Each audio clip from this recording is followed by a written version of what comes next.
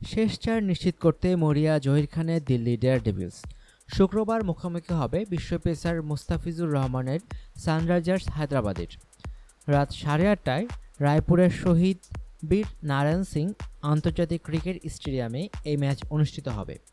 Play অফের ছাড় পেতে দিল্লিকে অবশ্যই শেষ দুটি ম্যাচ জিততে হবে। তবে ধারাবাহিকতা ধরে রাখতে ব্যর্থ দিল্লি 12 ম্যাচে 12 পয়েন্ট নিয়ে শেষ পর্যন্ত কী করতে পারে তাই দেখার।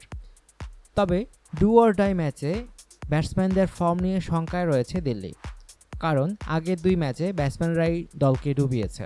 কুইন্টন ডিকক ছাড়া অন্য কোনো ব্যাটসম্যান ধারাবাহিকতা দেখাতে পারেননি।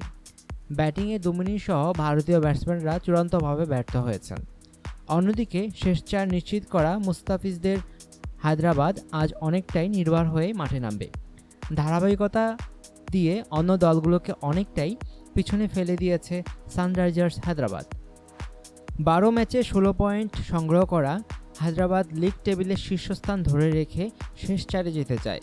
তবে চোটের কারণে আশিস নেহরা ছিটকে পড়া দলকে ভোগাতে পারে বলে আশঙ্কা করছেন হায়দ্রাবাদ শিবির।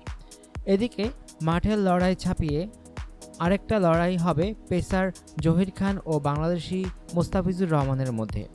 জহিরের হাঁটুর বয়সী মুস্তাফিজি যে দিল্লির ব্যাটসম্যানের সামনে চ্যালেঞ্জ হয়ে দাঁড়িয়েছে।